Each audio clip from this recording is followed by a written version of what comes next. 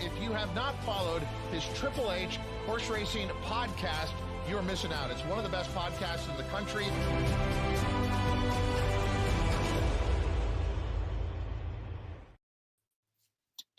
Welcome to Keeneland Today, live from Lexington, Kentucky, and Casa de Maher. If you look behind me, you're like, wait, this looks like the Pacific Horse Players background.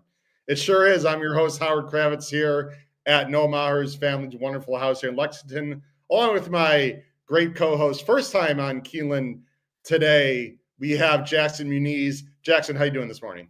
Doing good. Had a really nice weekend so far and ready to finish it off on Sunday. Absolutely. The weather's finally warming up, of course, when I have to leave here later this afternoon, but it's sunny. It's going to be a lot warmer today. It's going to be very nice. A few quick particulars before we talk about the excellent, difficult late pick 5 here Sunday, April 13th at Keeneland Racecourse. You can listen to us on Apple Podcasts, Spotify, and Anchor. Fantastic tip sheet below the video player. You can find out about our regular Saturday standard power pick tip sheet. Jackson Muniz sent out the Keeneland power pick tip sheet, which everyone has received, which I'm sure will crush today. So everyone now got that at home. If you subscribe along with Jackson, our team HHH subscribers as well, you can find out more information on our podcast or on our website, hhhracingpodcast.com. Jackson, very quickly before we get into the late pick 5, we had the grade 1 gamble contest that a lot of us were involved in. You were involved in it indirectly. It was heartbreak for the podcast, especially when it led into the election stakes. I needed either Prater or Hypnus to get to about 28,000, which actually would have ended up winning the contest. However, there were still 2 more races left, but I'm pretty confident if I would have hit that, Jackson, I would have finished in the top 5, especially with Sherbini losing the last race. And you guys made a little run as well as the our young guns had a group contest, and you guys were all about Bullard, all 3 of our horses. Very disappointing. Of course, the only other likely winner to win, Gosker, wins the damn thing, and we all zeroed out, but it was a lot of fun in that room for sure. Yeah, it was a blast. And, all the discussions we had all week, it was Team Bullard or Team Prater. And there were some heated debates about it the entire week. And then in the end, they were both pretty bad on Saturday. So it was Gosper got the win, and he's probably the one you're going to want moving forward, I would have to think. Yeah, I don't know what they're going to do with Bullard and Prater. I can't imagine they're going to go to the Preakness off that effort. And Hypnus I'm done with Hypnus. It was a total disaster, but it was a lot of fun. The winner ended up with, I think, 26,000-ish, I believe, and won by $2. So that's crazy. Congratulations to the winner. I can't recall her name, but congratulations to the winner. I should give a shout out to Drew Coatney, who is an extended family member of the HHH Racing podcast. We're all great friends. Works for In the Money Media. And if Sherbini had won, we don't know, but probably would have finished in the top 3 or perhaps even win the whole damn thing. So Jackson, it's a brutal game, man. These live money contests are just about finding the right spot, right? Yeah, that's all you got to do. I mean, you got to find the right spots. You got to find your best opinions. You got to hammer them, and then you got to get lucky. And that's all you can do. You're going to hit sometimes, but a lot of times you're not. So you just got to keep doing that and stick with it. Well, let's see if we can close out what was it, 8-day race week. I mean, I know it's only 7 days in a week, but what a crazy week here at Keeneland. Let's go ahead and jump into late pick 5. Again, we're going to be out approximately 11:35 this morning, so we're going to go pretty quickly. Let's go to the chat, though. I got to do that. Jackson, Ed Burke, hello. Chris Couples is here. If you see, no, we didn't see Zenyatta actually. Don't ask me tomorrow. Right, Jackson, about that one. That sort of fell through. But tomorrow morning, is that still on, Jackson? I believe it's still on. So we're very fingers crossed. Cross our fingers. I will not be there, Chris, but a bunch of people will be there to see Zenyatta. Very cool for that. Great call for Pete. Yep, on Schwazi is actually how it's pronounced, or I believe I completely mispronounced it's not Choisia. There's no CH in it. Anyway, but congratulations to Pete on a controversial finish. We had some heated debates last night at our party here at the house about whether that should be a DQ. I absolutely thought it should be a DQ. Anyway, it helped me, but I still thought it should have been a DQ. Paul Conlon, Sunday morning church now in session. Gather all ye sinners. I don't. Is gambling that bad? I don't know. I think we're okay with it, Jackson. I'm okay with it. Let's see here. And Horsey Day of the contest is over. All right, let's get to it. Let's get to our the late pick five. I'm going to go ahead and bring up the banner. Again, tech is a little better today than it was in the Phoenix room, but I'm, again, working with one screen. There were some scratches, so Jackson might have to adjust some of his top three. Let's go to race 5 first. Then go ahead and present the picks as well. Let me go ahead and bring that up right now. Hold on just one second. I actually have to do one other thing here. Gotta get rid of that, and I think we are good to bring this up now. Let's see. Okay. Yep, we're good. Here we go. So here, let me go full screen as well. Here is the race 5. It starts in race 5, Jackson, late pick 5. Main claiming $100,000, $77,000 is the purse going 7 furlongs. The 4 is scratch. We do have scratches in. Morning line favorite, very soft, is number 8. El Magnifico for Asperson and Jose Ortiz. And you're going 298, and I'm going 10-8-3. Talk about Venick for Keneally and Size as I bring up the PPs. Yeah, I'm glad this is the first race of the pick 5 because as the morning line suggests, it's a tough race. Definitely want to see the tote for some of these first time starters because they could be live in this spot. It's tough to say. But as far as number 2, Venick, just a horse that took a lot of money on debut at Colonial last month when we were all in Vegas. And there was a couple good horses in there. There was Verifier for Brad Cox and Hitchcock, I believe, is for Peter. And those are 2 very highly thought of horses. So the fact that this horse took that kind of money into the teeth of those 2 horses kind of just tells me this horse, there's more than meets the eye with this one. He kind of ran okay, didn't show a lot of speed, just ran evenly. I think he'll like to stretch out at 7 furlongs. I think he'll really improve in his second start. And it doesn't really bother me that he's in for the tag because they're still in for $100,000 and they paid $100,000 for him. So it's not like this is some crazy class drop. So he's going to be the one I want on top, but definitely want to see the board in this race. Yeah, this is a tough race. That was an unusually difficult, maiden at Colonial for obvious reasons. It was Virginia Derby day. So I don't mind that, like, it's a drop and it's $100K is the claiming price. You got to have a little money in your pockets. So I don't have the 2 in my top 3, but I am using the 2 for sure on my ticket. And again, you got to see the board. This is one of my better plays of the day, actually. I really like number 10, Secure Leader here. There's a lot of horses that I don't love, like the 8, who's the favorite, has had plenty of chances to win. I think the 3 also, is 0 for 7. So I know I've got that one in the mix, but there's the 8. I don't know. He can win, he can win, excuse me. Secured Lender, coming from New York, has plenty of works. They are at Belmont. Slightly concerned that there are no local works, but I think Chad drops with intent. It's not a major drop. I like the outside post. I like that Flavian is on here for Klarovich. I think there's some intention here. It's a bit of a guess, but I do like Secured Lender in this spot. We're not going to show the pace scenario, but I think it should be honest, Jackson, but not lightning fast. I think the 3's going to go. Where do you expect your top choice, Venick, to be? Just off? I hope he's mid-pack. I hope as close as possible. He just didn't show too much speed in that first start, so I'm hoping with that race under his belt, he'll be a little bit more forward, as well with Size taking over, too. Yeah, it's going to be interesting. Actually, I don't think people saw the PPs there, did they? I don't think I switched that over. Or did you see the PPs on the screen? I did not see the PPs. No. Okay, sorry about that. Well, I guess we'll get the PPs up on. I don't know how that happened, but okay.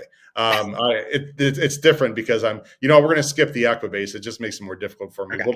Ladies and gentlemen, we'll just go ahead and show the PPs up, right? So, and actually, they're still not. I didn't add them. All right, so we'll go ahead and. I'll go ahead and fix that, but we'll there we go. Well, I'll go ahead and show. Let me get the PPs up right now. I'll just show those 2 horses we mentioned really quick, Jackson. Again, apologize everyone for the tech. One screen makes things a little tricky. There we go. There's my 10 Secured Lender on the screen. Again, a little bit off the layoff is working well. And let me go ahead and show your top choice, the number 2, Venick. What was that? 9-2 I see in the right-hand corner there at the top, Jackson? Odds off. Yes. Yeah. Took a lot of money, I thought, for being some decent horses in there.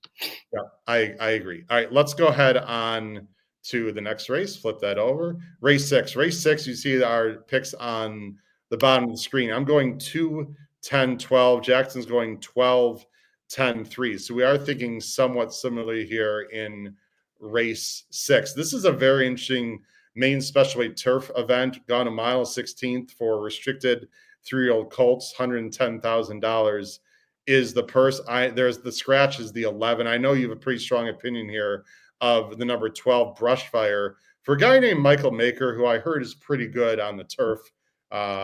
Really, he's pretty good just about anywhere. This is a City of Light colt out of a Warfront mare. Has been at Turfway, hasn't been able to get the job done, but you see the red-coated time figs, Jackson. I know that, I'm sure, caught your attention. This horse is awfully quick early. Yeah, this is my play of the day. My entire day is going to be keyed around this number 12 horse in this race. Wow. I just think I'm just looking at it, and out of the horses that I've ran, there's really no speed in the race. And now that he's obviously the main speed, he's drawn post 12. He has to go. He's going to be sent as hard as he can to the front. And his first 2 races were just okay, but that last race was really, really good. That was on the Turfway card, the Jeff Ruby Stakes undercard. So that's always a strong maiden race. It's just a textbook definition of a race that completely fell apart. He set the fast fractions, and you look at the horses that were in there. The winner came from second to last, third place finisher, third to last, fourth place finisher, fourth to last, fifth place finisher, dead last, and the horses in behind them were just bombers. I mean, the horse that won was one of the favored horses, but the horses that clunked up, or third, fourth, and fifth, filling out the exotics, were just horses that had no chance and just clunked up because the pace was so hot and it fell apart. And the horses that were near the lead with them, that were shorter price, they were nowhere to be seen. So I think this horse ran huge that day, super fast pace. He's going to have it all his own way again in this spot. Pedigree suggests turf will be fine. And I also wasn't in love with a lot of the horses that have turf form in this race that are going to be shorter prices. So I'm going to take a shot at this horse. Hopefully he can wire him, and I hope I get a good price on him. Jackson, for our inexperienced handicappers, even for our experienced handicappers, I have the chart up. You mentioned that. What do you look at, the quarter, the half? What do you look at? Can you just re-explain very quickly what you were just saying about how the race fell apart and how you can tell by looking at the charts and not the PPs? Yeah, so this is a mile race, so I'll really just look at the quarter and the half as well. It's kind of just take both of them into consideration. And you can see that, the 4 of the 5 top finishers were way in the back half of the field. So they had the run of the race, right? Because everyone in the front half of the field they hit a wall. They all finished way in the back. They were tired because the pace was so hot. So the fact that this horse stuck on the lead of that way and still ran that well is a huge extra credit, in my opinion, because he had to run so fast early and still had enough left in the tank to hang on. Well, not only that, if you look at the bottom of that, let's look at the half mile at the bottom here. It's hard to highlight, but the bottom 3 horses were second, third, and fourth at the half mile pole and finished in the last 3 spots. And Skynet was 86, but I mean, Sinister Smile and Academy were almost 5-1 and, just above 5-2. So Jackson, as usual, very astute handicapping on your part. Does that mean the 12 is going to win, ladies and gentlemen? Absolutely not. But I think, to me, that means you have to at least bump up the chances of Brushfire, if not outright win. You're just saying go for it. I don't know about the 10-1. I think it's going to be more like 8-1, maybe 6-1. But I do like the pick there, Jackson. Let me go ahead to my top choice. The only reason, and I have the 12 in the mix for sure, the only reason I didn't have the 12 on top, Jackson, is because I thought the other 2 likely winners could show some speed. 13 Colonies. I'm not going to show the replay. Broke a tad slow from the outside and sort of rushed up. It was a very fast pace and ran on well. I know the horse was 16-1, but I sort of like what I saw visually there, Jackson. IRAD's not going to be too far off. So my top choice is 13 Colonies, although it is a bit of a soft one. But I think that you're going to see the 2 show more speed in this race, I believe. Another horse who I think is very logical and shows speed is the number 10 Executive. Although, Jackson, I'm not a huge fan of horses that are breaking just to the inside of the main speed, only because they could get bumped out of the gate. The 12's going to have to cross over. I trust Flavian. He ran very solidly in that race. And that was a race, by the way, that was Assertiveness and Dublin's Night. Assertiveness ran yesterday, as you know, Jackson, and ran pretty well in a loaded maiden special weight race. So I do think that the form fits there. I'm not being real creative though. 3-1. Who else would you're using? As you agree with the 10, why don't you talk about the 3 for a second, and we'll go on the next race. 3. Yeah, hold on. Yeah, I'll bring it up. Sorry, Lebowski 8-1. Another horse coming in from Turfway. Yeah, just another Turfway horse. And, his last race was fine. He was right behind Brushfire. But I like this turf form at Fairgrounds. It was okay. I mean, Tom's Magic was, if I'm not mistaken, was the favorite on earlier this week in the stake race. So that was a good horse he was finishing behind. And again, of all the horses that have turf form in this race, I just wasn't, overwhelmed by any of it. And I kind of wanted to look for bigger prices in this spot. And that's the second leg of the $3 turf pick 3. I got a weird feeling Mr. Moonies is going to be playing that with perhaps another good friend of his from the West Coast. I'm just guessing. We'll mention his name later, but hint, he's hosting us this week. All right, here we go. Let's move on to race 7, Jackson. Race 7, this race changed completely. I mean, really changed. We do have to change Jackson's picks on the bottom of the screen. We'll get to that in a minute. Big scratches with both the speed horse. It's really a shame, Jackson, because that could have been a potential war up front. Although, you know what happens, usually one would rate and one would go, but that's not even the situation in this race. It's a nice allowance. I'm going 110.5. Jackson's going 5.91. Let me go ahead and bring up that on the screen right now. They're going 6.5. It's for the girls. It's optional, claiming 80,000. Again, the 3, 4, and 9 are all out. I'm going to go ahead and bring it on the screen right now. Jackson, who do you want to take? What do you want to do with your top 3 now, first of all? I'd probably still keep the 5 on top, but just not at the confidence level I had before. And then I'd probably go be 5, 110. I think I agree. We're in the same trifecta here. Okay. Yeah, it's really hard to be creative now in this race, I thought. So Jackson is now, you see on the screen, 5, 110. Jackson, the drinks have been flowing this weekend. Not a lot of champagne necessarily. However, you're going to go with Into Champagne to take this race down. Yeah, she's interesting, right? Because if you cover up her two-turn races, her form looks really good. I mean, there's nothing wrong with what she did last year with sprinting. Was half a length behind the Devona Dale winner Fiona's Magic last year. That was an okay race and got a good strong number. The comeback race was fine. I mean, that was Nick Style and Art Disaster are 2 pretty good sprinters, and she came off the pace and ran well in that spot. And she's one that I think will take a step forward for this barn. They typically do. They usually race themselves into shape. So I think you're going to see a step forward in this spot. It's difficult to say what kind of trip she's going to get now because there's really no true speed horse. I mean, I have no idea how the pace is going to shake up. I won't be surprised if Pratt gets really aggressive from the rail and he might send now just because he's probably thinks he's on the best horse. It's very difficult to say. So I won't be surprised if this 5 is close. I won't be surprised if she's coming from last. So yeah, you can see right now they don't know what to do with time for now. They got the 7 on top with the 6. They actually have Into Champagne in front of Impel. I gotta be honest, that would absolutely shock me. I agree. Just based on the scenario. Do you agree with that? Yeah, I agree. I think Pratt's gonna be very aggressive with the scratches in the rail post. Yeah, it's gonna be very interesting. Let me even try and get back to the screen I want to get back to. And okay, that's not what I want, but we'll figure it out here. Okay. Anyway, I'll just go back to the race. It's not. Hopefully, we'll see the PPs here because that's not what I wanted to do. Okay, but anyway, I'm going to have to switch it off screen. Otherwise, I don't want to bore people. Again, we're dealing with different tech here, and I'm trying to get to here we go. I was trying to get off of the formulator. Okay, we're good now. The beautiful live technology here going on. All right. You mentioned Impel. Impel's going to be my top choice. I know it's not very creative. Let me scroll down so we can see. This horse, I'll tell you what, talk about facing tough horses, Jackson. Last year, Leslie's Rose, my main squeeze, Chattelis, big fan of, I think, our Pacific Horse Player guys who upset that Indiana Oaks. I think that was one of Noah's better scores the entire year, I think. Double-digit odds, I think, on Chattelis in that race, if I recall. Yeah. Gunsong. I'm not worried about the turn back, Jackson, because she broke her maiden going 6 and did it really well.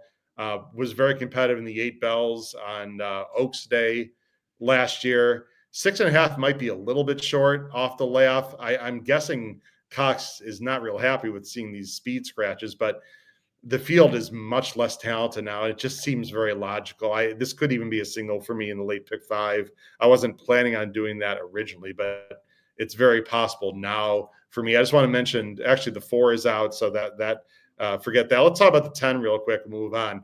I think the 10 is absolutely in play now, and I didn't think so originally for 2 reasons, Jackson. In theory, Saez can break and look to his left, and I mean, this horse could be on the lead, right? It wouldn't shock me, but it's hard for me to believe, Jackson, that the number 10, Easy Red, who's 8-1 morning line, it's probably going to be more like 4s, is not going to get a great trip and ran her best race ever last time, has been working consistently. I actually like the local, well, not local, I like the Kentucky work, so she's already shipped into Kentucky.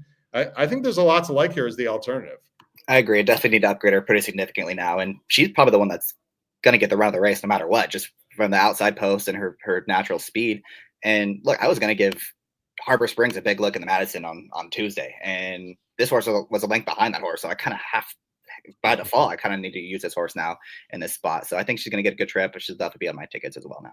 Yeah, it's mainly 1, 5, 10. You can use that in any variation. You probably don't want to use all three in your late pick 5. They're all going to be, well, Easy Red won't be low, but again, people are going to decide what they want to do with their ticket construction. Let's go on to race 8. Race 8 is a very, very nice competitive race, and there's a few changes here we'll talk about. This is the Giants Causeway, 5.5 furlongs on the turf for the girls. We're going to see some familiar faces here on the PPs. We're also going to see some horses, Jackson, that we have not seen in a while. It's $350,000 stake, again, grade 3. It was going to be a field. I apologize for the scrolling here. It was going to be a field of, you don't see the scrolling.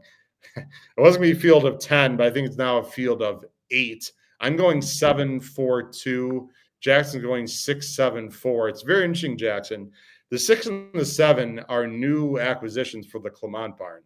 Yeah. Well, my ears just went bing when I saw that because, let's just say I happened to make a little text this morning that you don't know about. I'll tell you about that as the race goes along. We don't want to keep too many secrets from our wonderful fans and viewers, of which, by the way, we have several hundred watching live right now, Jackson. So thanks to everyone. I know we're not showing a lot of comments, and I greatly apologize for that. But let's just show it. Jimmy likes a brush fire. I think will be about 4-1. By the way, I don't know if you agree with that. Patrick Little do. Patrick, I don't think we've seen your name in the chat. Thank you. Oh, Little Masters, Bryson. I think it's only 2 back, Jackson. I'm a big Rory guy, so I'd love to see him win. But that's going to be a fun Masters today. Yes. I'll tell you that for sure. We will have that somewhere in the green room watching. Sylvain is here also. Good morning, everyone. All right, let's get back to this race. So anyway, there's 2 Clements, both the 6 and the 7. Dance Macabre, very honest filly. I thought Kelsey Danner did a great job with this one. I hate to say it's an upgrade to Clement because I have mad respect for Kelsey. I'd say it's more of a lateral move, maybe a slight upgrade, depending on how you feel about those 2 trainers. You're hoping the race might fall apart a bit, and it certainly could, or Dance Macabre will just sit maybe mid-pack. Hard to say. Yeah, I'm hoping a little mid-pack. It's tough to know. The scratch of the 1 complicates this thing a little bit because she was going to be the main speed, I think. So maybe she will be a little closer. You mentioned Clement has 2. I would think Pandora's Gift will be the one that's right up on the pace, and this one will be coming from off of it. If you toss out the Kentucky Downs race where weird things happen at Kentucky Downs, I mean, her form looks really good. It stacks up really nicely against what she's facing in here. The issue is, she's only run 2 races in the last, year and a half. So is she still the same horse? I would have to think so because they're showing up in this spot and they do go to Clement and they get Rosario. And, I just think at the price she's going to be, her best races put her right there. So I'm going to take a shot that she's still the same horse and can come with a late run. It's still NBS, who we know well because that's Crown's Way Racing Connections. I'm talking about the ownership. I don't know the background bit, but why the transfer to Christoph? I'm not saying it's anything bad or good. I don't even want to get into that, frankly. But yeah, I mean, she's had a really good career. I am concerned a little bit about the light racing there for sure. Now Rosario, Jackson, is the first call for the Clements and has been for a while. So I just want to mention that. We'll go through the race and then I'll talk about the little bit of intel that I received. And then you have the other horse that I have on top, the other Clement, Pandora's Gift. Now this is LSU Stables and IRAD. Those are Farbridge connections, by the way, for people that are not familiar with LSU Stables. So this is a very strong, aggressive ownership group. Certainly, you can't say IRAD is a negative on any turf horse as far as I'm concerned. It's just he doesn't ride too often for Clement, but he does ride for LSU Stable. So this is no knock at all. I'll tell you what, very lightly raced here in the U.S., only 2, but she almost won the Presque Isle Masters against Roses for Deborah, who I think broke the track record that day, if I recall, Jackson, and then ran a bang-up race at a ridiculous price when you look back at it, 40-1 in the Franklin over this service against Futures Now, who's here. I have no reason to believe that this horse won't be ready. I will give you some intel here in just a minute, again, on those 2. But I'm going to go with Pandora's Gift. I think IRAD will be more tactical than Dance Macabre. It's just my guess. We shall see. Let's talk about Futures Now, and then I'll give the intel the number 4 Jackson, who again is going to be tough here if she's ready off a long layoff. I mean, talk about consistency. All she does is do good things, and Paco actually into ride off the layoff for Trombetta. She's really, really good. She's far and away the horse to beat. I just think she's worth maybe trying to take on a little bit just because of the layoff and the price she's going to be at. She's 9-5. I can see her going a lot lower than that because her best races they're just better than these at this point. But who knows if she's going to be fully cranked up to win this race. And again, just looking for a little bit of value in this spot. I don't have anything too major against her except the layoff. It's going to be interesting to see how like number 10, Just a Care, and some of these Gulfstream horses, I would say it's interesting. In general, they haven't done quite as well. I don't have a specific stat, but I've talked about this over and over. That turf is so firm.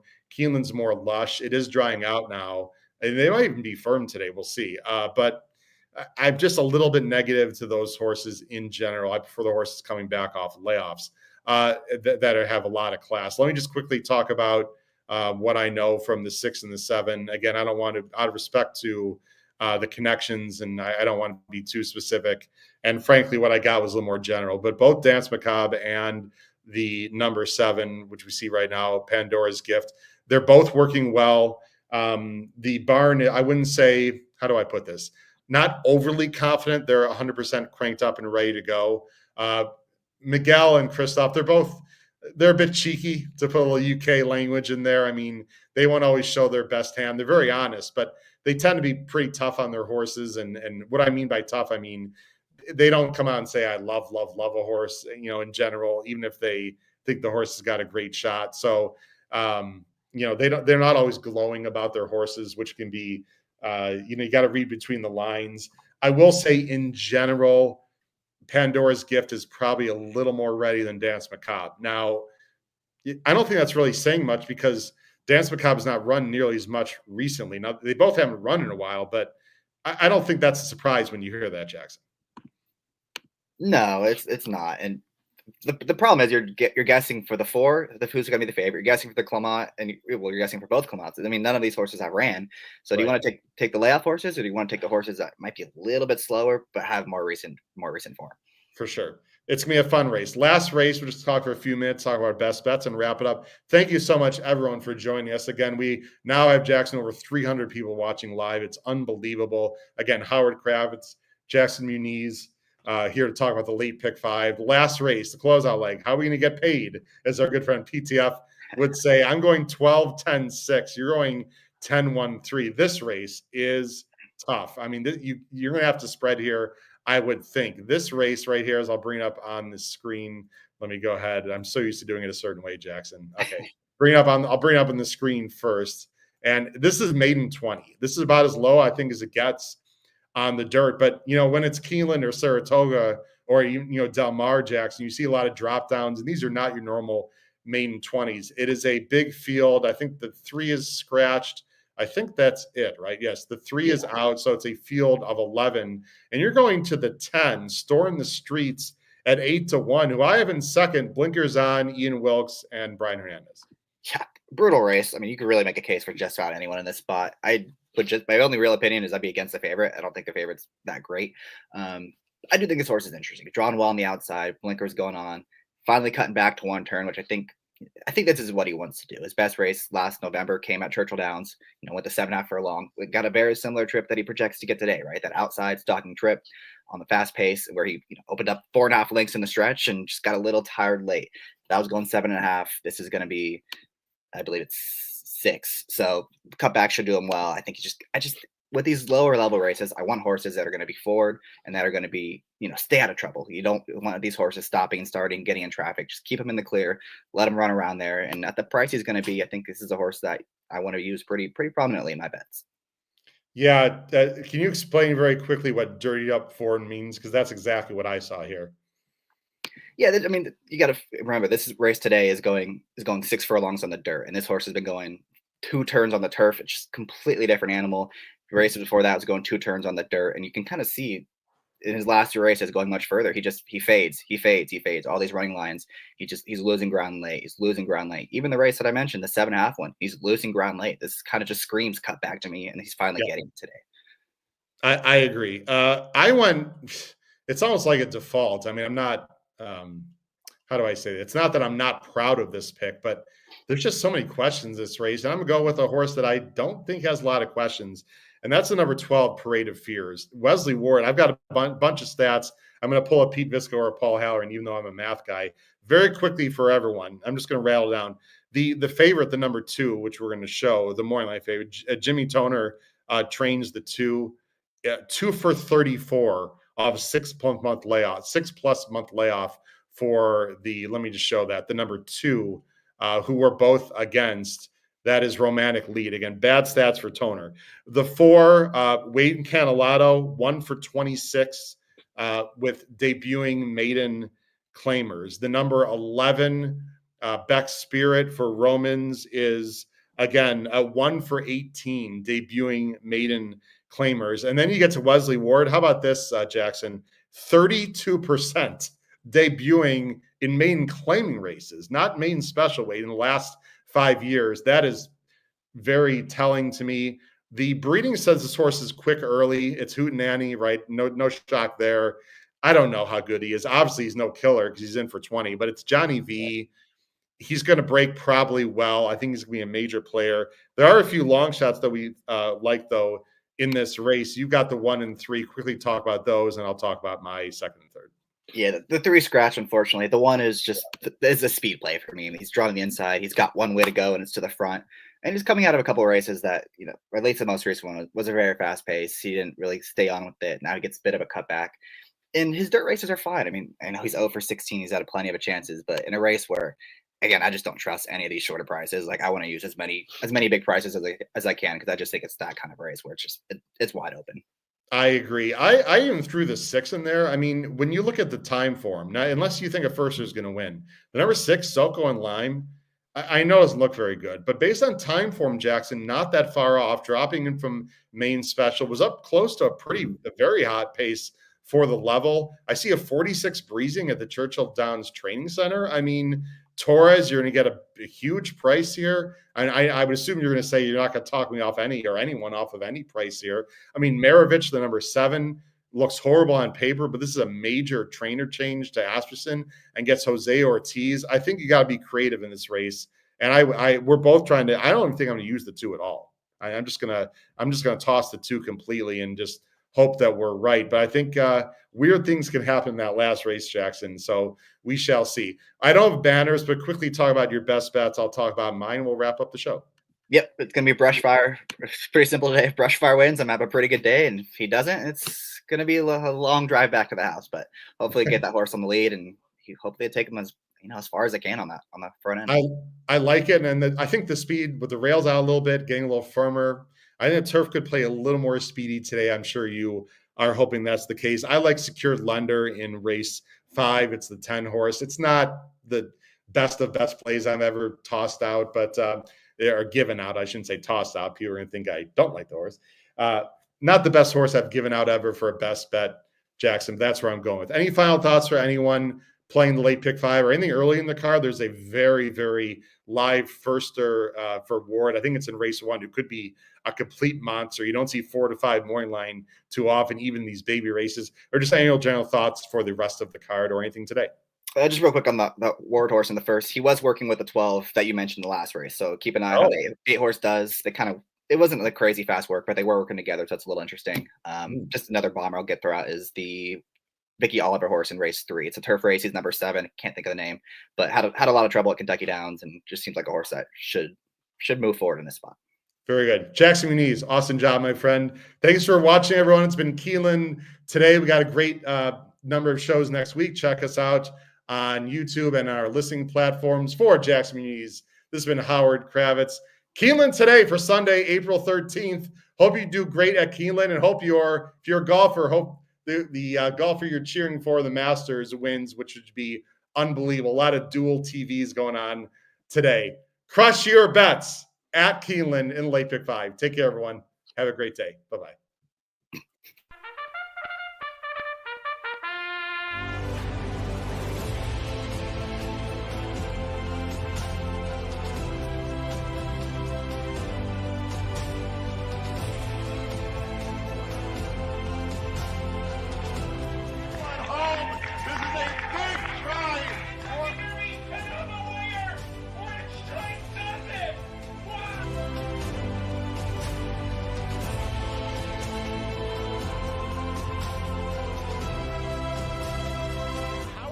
moments. If you have not followed his Triple H horse racing podcast, you're missing out. It's one of the best podcasts in the country.